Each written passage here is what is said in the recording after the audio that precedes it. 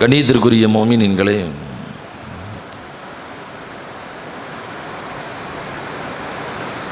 புனிதமான முஹர்ரம் மாதத்தினுடைய ஆரம்ப காலத்தில், ஆரம்ப நாட்களில் நாம் இருக்கிறோம்.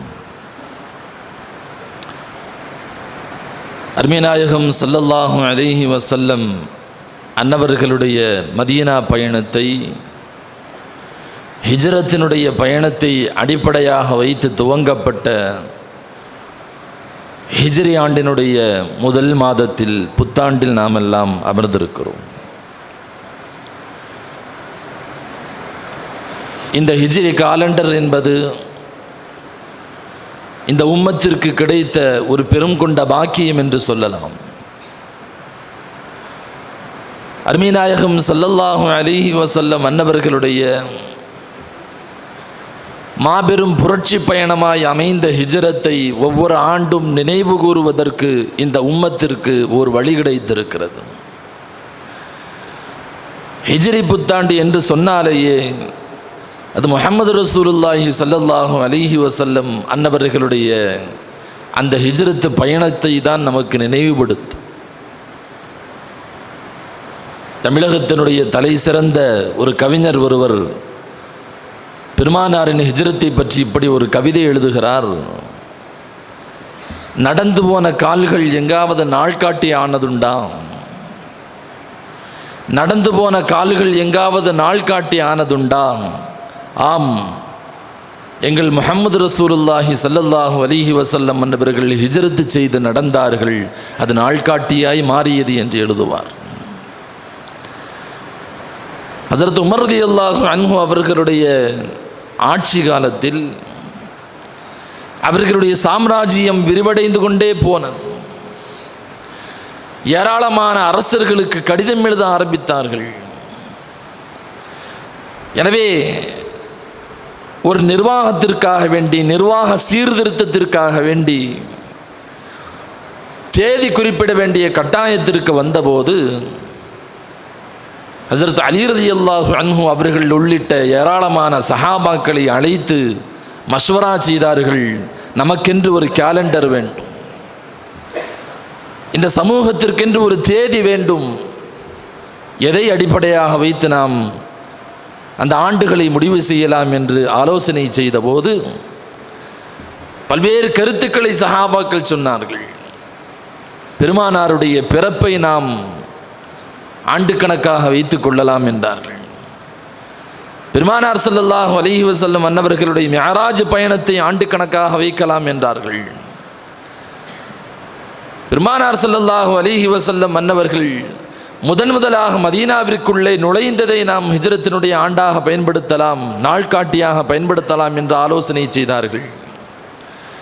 பத்ர் போரை நாம் அடையாளமாக வைக்கலாம் என்றார்கள்.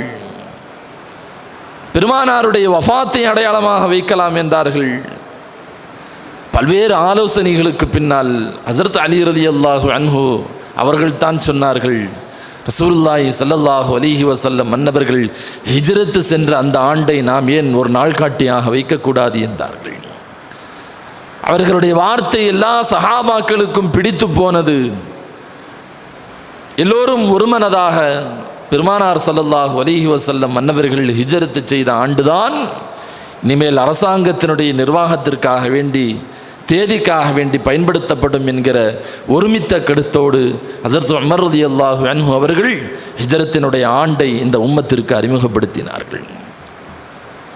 கணியத்திற்குரியவர்களே, ஹிஜ்ரத்தினுடைய பயணம் என்பது ஏதோ நாம் செய்கிற பயணத்தை போன்றதல்ல. நாம் செய்கிற பயணத்தை போன்றதல்ல. ஒரு 1500 ஆண்டுகளுக்கு முன்னால் ஒரு 400 கிலோமீட்டர் பயணத்தை சாதாரணமாக கடக்காமல் எங்கு பார்த்தாலும் பெருமானார் ஸல்லல்லாஹு அலைஹி வஸல்லம் அன்னவர்களை தேடி வேட்டையர்களும் உளவாளர்களும் பெருமானார் ஸல்லல்லாஹு அலைஹி வஸல்லம் அன்னவர்களுடைய பயண தடத்தை தேடி எல்லோரும் ஆங்காங்கே மலை குன்றுகளில் நோட்டமிட்டு கொண்டிருந்த சமயத்தில் அவர்களுடைய கண்களில் மண்ணை தூவிவிட்டு ஸல்லல்லாஹு அலைஹி வஸல்லம் அன்னவர்கள் ஒரு 400 கிலோமீட்டர் தூரத்தை கடந்தது என்பது சாதாரணமான பயணம் அல்ல. ரசூலுல்லாஹி ஸல்லல்லாஹு அலைஹி வஸல்லம் அன்னவர்களுடைய வாழ்க்கையை புரட்டி போட்ட ஒரு பயணம், சவால்கள் நிறைந்த ஒரு பயணம், இக்கட்டான சூழலில் ஸல்லல்லாஹு அலைஹி வஸல்லம் அன்னவர்கள் முன்னெடுத்த பயணம். நமக்கெல்லாம் தெரியும், ஸல்லல்லாஹு அலைஹி வஸல்லம் அன்னவர்களுடைய தலைக்கும் ஹஸரத் அபூபக்கர் சித்திக் ரலியல்லாஹு அன்ஹு அவர்களுடைய தலைக்கும் 100 ஒட்டகங்கள் பரிசு என்று அறிவிக்கப்பட்டிருந்த தளத்தில் இருந்துதான் ரசூலுல்லாஹி ஸல்லல்லாஹு அலைஹி வஸல்லம் அன்னவர்கள் மதீனாவை நோக்கி புறப்பட்டார்கள். சாதாரணமான பயணம் அல்ல, ஏராளமான சவால்கள் நிறைந்த பயணம். இந்த பயணத்தை பற்றி மார்க்க அறிஞர்கள், வரலாற்று ஆய்வாளர்கள் சொல்வார்கள், இந்த உம்மத்திற்கு ஹிஜ்ரத்தினுடைய பயணத்தில் 60 படிப்பினைகள் ஒன்று எழுதுகிறார்கள். 60 விதமான படிப்பினைகள் உண்டு. ரசூலுல்லாஹி ஸல்லல்லாஹு அலைஹி வஸல்லம் அன்னவர்கள் மக்காவிலிருந்து புறப்பட்டது முதல் மதீனாவிற்கு போய் சேர்ந்தது வரை 60 விதமான படிப்பினைகள், இபரத்துகள் இந்த உம்மத்திற்கு அதில் பாடம் உண்டு என்று மார்க்க அறிஞர்கள் எழுதுவார்கள். அதில் மிக முக்கியமான ஒரு அங்கத்தை மட்டும், ஒரு பாகத்தை மட்டும் இன்றைக்கு நாம் நினைவு கூற வேண்டும். ரசூலுல்லாஹி ஸல்லல்லாஹு அலைஹி வஸல்லம் அன்னவர்கள் ஹிஜ்ரத்தின் வாயிலாக இந்த உம்மத்திற்கு கற்றுத்தந்த மிக முக்கியமான ஒரு பாடம் என்பது, ஒரு மனிதன் அல்லாஹ் தனக்கு வழங்கிய ஆற்றலை முறையாக, நேர்த்தியாக முயற்சி செய்து அதை பயன்படுத்தியதற்கு பின்னால் அல்லாஹ்வின் மீது தவக்குல் வைக்க வேண்டும் என்கிற உயர்தரமான பாடம். சோம்பேறித்தனமாக அமர்ந்து கொண்டு அல்லாஹ் பார்த்துக் கொள்வான் என்று சொல்லுகிற பாடம் அல்ல. அல்லாஹ் உனக்கு அறிவை தந்திருக்கிறான், பகுத்தறிவை தந்திருக்கிறான், சிந்திக்கிற ஆற்றலை தந்திருக்கிறான், உடல் பலத்தை தந்திருக்கிறான், பணபலத்தை தந்திருக்கிறான். அல்லாஹ் உனக்கு வழங்கிய திறமைகளை முதலில் பயன்படுத்து, பிறகு நீ அல்லாஹ் மீது நம்பிக்கை வை. ஒரு சஹாபி பெருமானாரிடத்திலே கேட்டாரே, யா ரசூலுல்லாஹ், அல்லாஹ்வின் மீது நான் தவக்குல் வைத்தால் போதுமா, இந்த ஒட்டகத்தை கட்டி போட வேண்டுமா என்று கேட்டபோது, முதலில் ஒட்டகத்தை கட்டி போடு, பிறகு அல்லாஹ்வின் மீது நீ தவக்குல் வை, அல்லாஹ் என் ஒட்டகத்தை பாதுகாப்பான்னு சொல்லி அல்லாஹ் மேலே பொறுப்பு ஒப்படு. ஒட்டகத்தை கட்டி போடாமல் அல்லாஹ்வின் மீது தவக்குல் வைப்பது என்பது சரியான தவக்குல் அல்ல. தடுப்புச்சுவர் இல்லாத மாடியிலே படுத்துறங்கி யாராவது கீழே விழுந்து விட்டால் அல்லாஹ்வின் மீது பழி போடாதீர்கள் என்றார்கள் முஹம்மது ரசூலுல்லாஹி ஸல்லல்லாஹு அலைஹி வஸல்லம் அவர்கள். முதல்ல நீ செய்ய வேண்டிய முயற்சியை செய். அல்லாஹ் உனக்கு வழங்கிய மனித வளத்தை நீ முதலில் பயன்படுத்து. அதற்கு பின்னால் ரப்புக்கு மேல தவக்குல் வை. ஏனென்றால் உன்னுடைய முயற்சிக்கு பின்னாலேயும் உன்னுடைய முயற்சியை ஒன்றுமில்லாது செய்யக்கூடிய ஆற்றல் ரப்புக்கு உண்டு. அதனால் தவக்குல் அல்லாஹ் மேல வை. அஸ்ஸாயு மின்னா வல் இத்மாமு மினல்லாஹ் என்று அரபியில் சொல்லுவார்கள். முயற்சி அதை நாம் செய்ய வேண்டும், முடிவு செய்வதை அல்லாஹ் செய்கிறான். அதை முடித்து தர வேண்டிய பொறுப்பை அல்லாஹ் எடுத்துக்கொள்ளுகிறான். முயற்சி செய்ய வேண்டியது நம்முடைய கடமை. முஹம்மது ரசூலுல்லாஹி ஸல்லல்லாஹு அலைஹி வஸல்லம் அவர்கள் இந்த உம்மத்திற்கு ஹிஜ்ரத்தின் வாயிலாக சொல்ல வருகிற உயர்தரமான பாடம் நாம கவனிக்கணும்.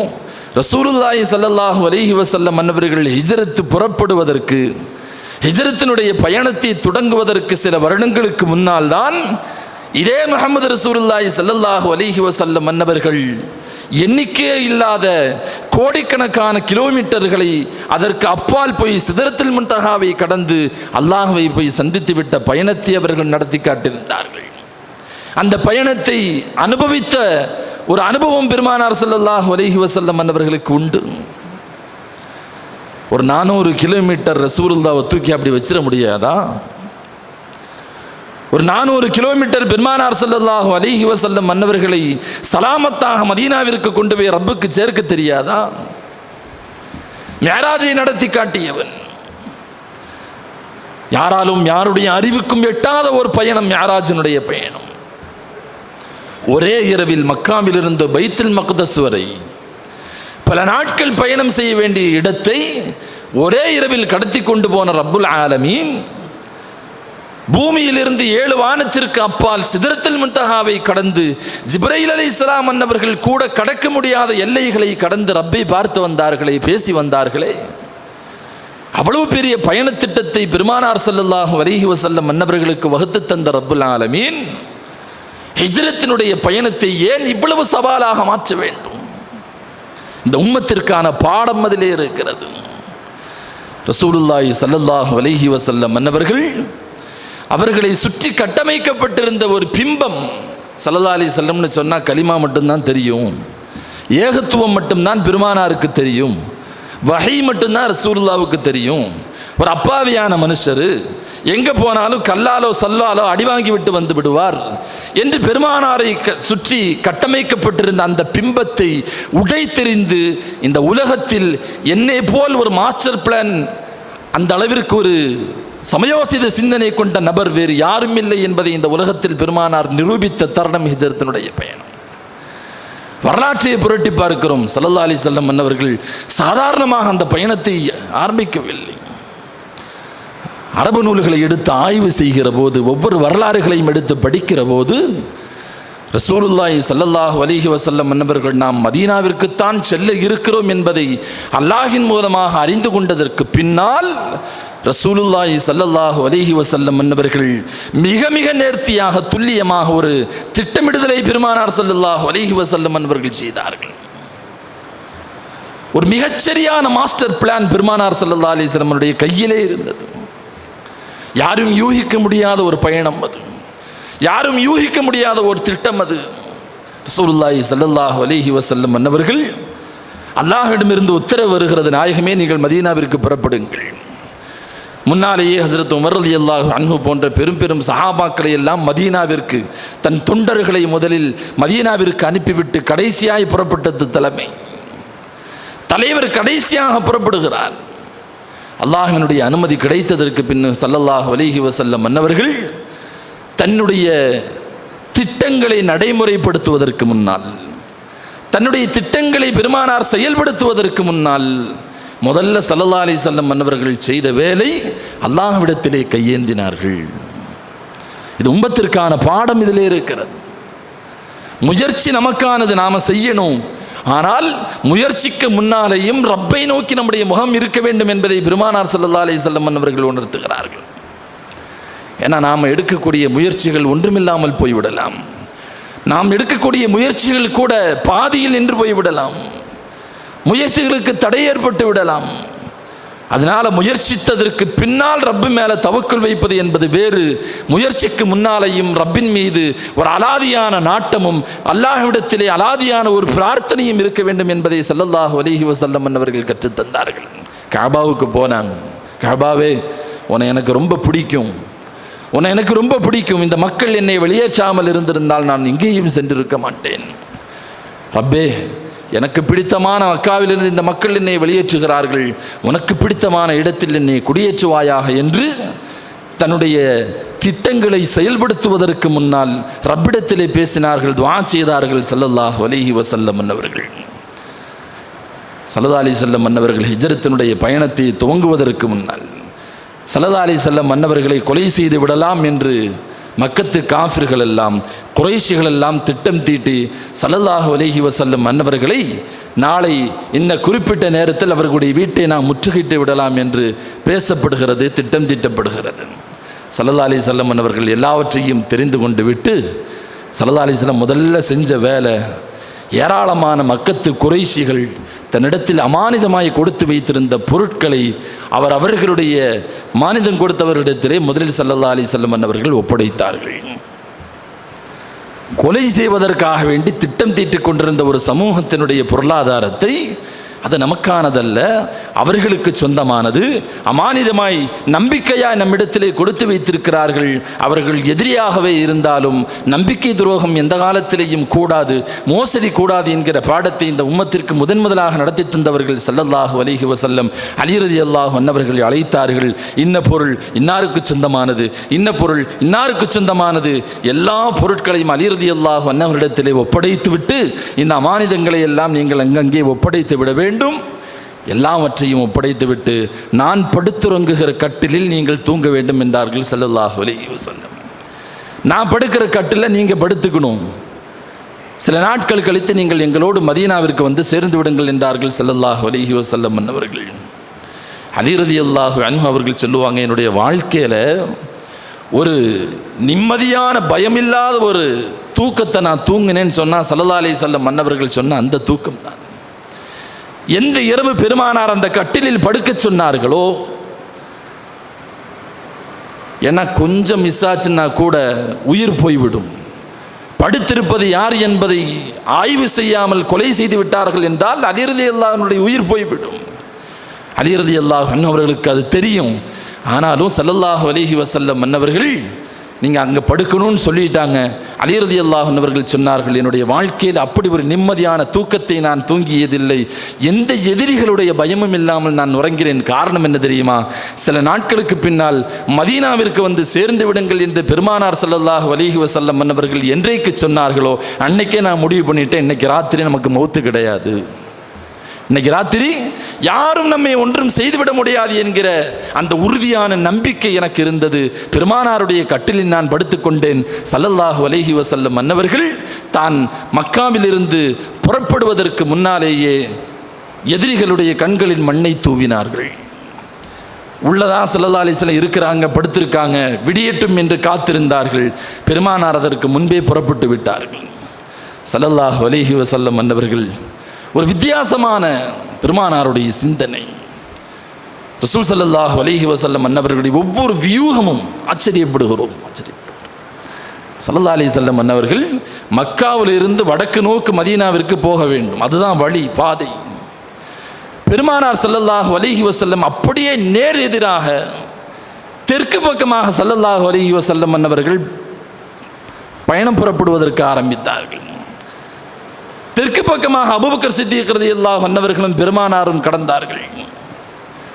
ஒரு 5 கிலோமீட்டர் தூரத்தில் இருக்கிற சௌர் குகையில் ஸல்லல்லாஹு அலைஹி வஸல்லம் மன்னவர்களும் அபூபக்கர் சித்தீக் ரலியல்லாஹு அன்ஹு அவர்களும் 3 நாட்கள் தங்கினார்கள்.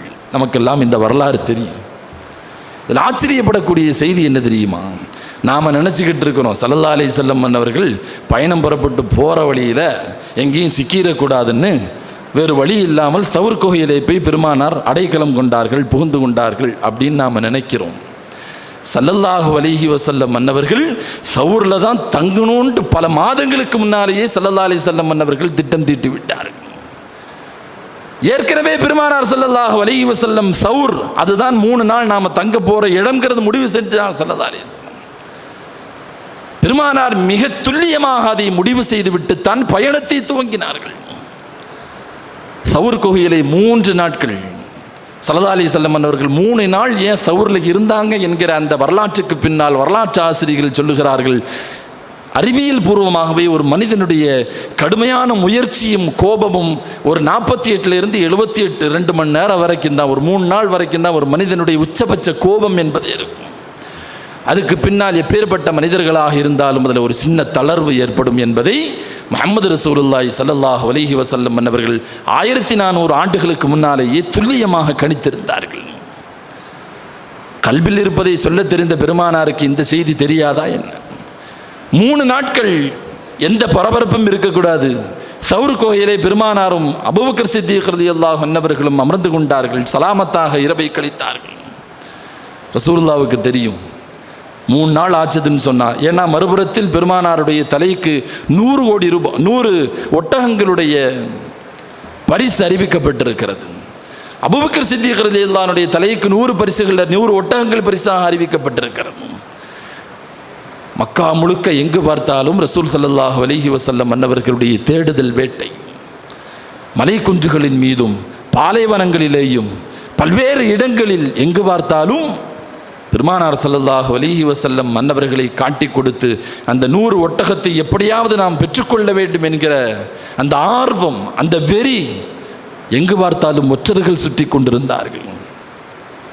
பெருமானார் ஸல்லல்லாஹு அலைஹி வஸல்லம் மன்னவர்கள் இந்த 3 நாட்கள் சவுர் குகையில் இருந்தாலும் கூட அதற்கு பின்னால் தொடர்ந்து பயணிப்பதற்குண்டான எல்லா திட்டங்களையும் ஸல்லல்லாஹு அலைஹி வஸல்லம் முன்னாலேயே எழுதி முடிச்சிட்டாங்க.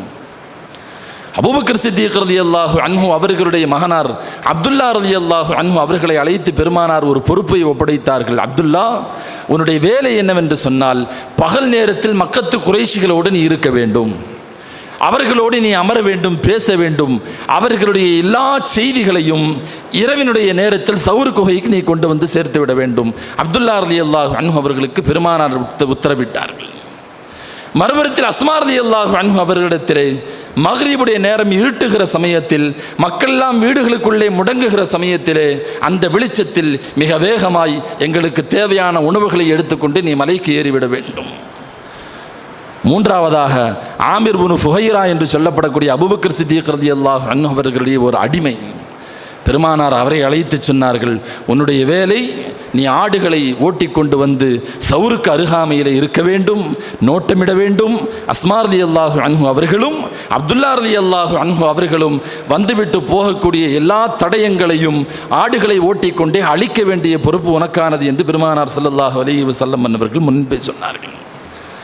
எல்லாமே கணக்கச்சிதமாக நடந்து கொண்டிருக்கிறது, மிக தெளிவாக நடந்து கொண்டிருக்கிறது.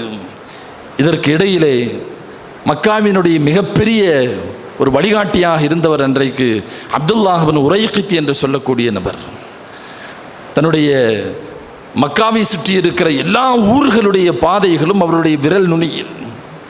சாதாரணப்பட்ட ஆள் அல்ல. வரலாற்று ஆசிரியர்கள் எழுதுகிறார்கள், அவரை மாதிரியான ஒரு வழிகாட்டியை மக்காவில் அவ்வளவு எளிதில் பார்த்துவிட முடியாது. அவ்வளவு அனுபவம் கொண்டவர். ஒரு ஊருக்கு எவ்வளவு வேகத்தில் போனால் அந்த ஊரை எத்தனை நாள் அடைய முடியும் என்பது முதற்கொண்டு துல்லியமாக அனைத்து டேட்டாக்களையும் கையில் வைத்திருந்தார். பெருமானார் ஸல்லல்லாஹு அலைஹி வஸல்லம் அன்னவர்கள் அப்துல்லாஹ் பின் உரைகித் மாற்று மதத்தவராக இருந்தாலும் ரொம்ப தொழில் தர்மம் உள்ளவர். தன்னுடைய வழிகாட்டியை ஒரு தொழிலாக செய்து கொண்டிருந்த ஒரு பிஸ்னஸ்மேன். அப்துல்லாஹ் பின் உரைகித்தை அழைத்து பெருமானார் ஸல்லல்லாஹு அலைஹி வஸல்லம் கூலியை கொடுத்தார்கள். கொடுத்தது மட்டுமல்ல, தனக்காக வாங்கி வைத்திருந்த 2 ஒட்டகங்களையும் அப்துல்லாஹ் பின் உரைகித் இடத்திலே ஒப்படைத்து, சவுர் குகையில் 3 நாள் நாங்கள் இருப்போம், 4வது நாள் காலையிலே விடுவதற்கு முன்பாகவே இந்த ஒட்டகத்தை ஓட்டிக்கொண்டு சவுருக்கு அருகாமையிலே வந்துவிட வேண்டும்.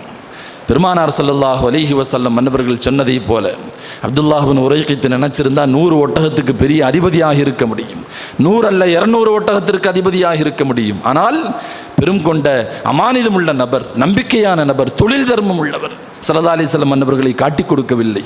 ஸல்லல்லாஹு அலைஹி வஸல்லம் மன்னவர்கள் சொன்னதை போல ஒட்டகத்தை கொண்டு வந்தார். பெருமானார் ஸல்லல்லாஹு அலைஹி வஸல்லம் மன்னவர்கள் அவங்களுடைய பழக்கம் ஒன்று என்னன்னு சொன்னால், புறப்படுகிற வரைக்கும் எந்த வழியாக போகிறோன்னு ஸல்லல்லாஹு அலைஹி வஸல்லம் சொல்ல மாட்டாங்க. எந்த வழியாக நாம் போக போகிறோங்கிறத ரசூலுல்லாஹ் சொல்ல மாட்டாங்க. புறப்படுகிற சமயத்தில் இந்த வழியில் போயிடலான்னு சொல்லக்கூடிய ஒரு பழக்கம் பெருமானார். காரணம், அந்த அளவிற்கு உளவாளிகள் நடமாட்டிக் கொண்டிருந்த காலகட்டம் அது. ஸல்லல்லாஹு அலைஹி வஸல்லம் மன்னவர்கள் அப்துல்லாஹ் பின் உரைகித் இடத்திலே அவரோடு சேர்ந்து கொண்டு பெருமானார் பயணிக்க ஆரம்பித்தார்கள். கொஞ்சம் வித்தியாசமாய் எல்லோரும் பயணிக்கக்கூடிய பாதைகளை விட்டுவிட்டு ஸல்லல்லாஹு அலைஹி வஸல்லம் மன்னவர்கள் கொஞ்சம் வித்தியாசமாக நேரெதிராக மதீனாவிற்கு நேரெதிரான திசையை நோக்கி பெருமானார் பயணிக்க ஆரம்பித்தார்கள். அப்படியே பயணித்து தெற்கு நோக்கி பயணித்து பிறகு அங்கிருந்து பெருங்கொண்ட தூரத்தில் வடக்கை நோக்கி மேற்கை நோக்கி பயணித்து அங்கிருந்து மீண்டும் வடக்கை நோக்கி பெருமானார் ஸல்லல்லாஹு அலைஹி வஸல்லம் மன்னவர்கள் யாரும் அவ்வளவு எளிதாக பயணம் செய்வதற்கு துணிந்து விடாத ஒரு பாதையை பெருமானார் தேர்ந்தெடுத்தார்கள். கடலோர பகுதி, கரடுமுரடான பகுதி.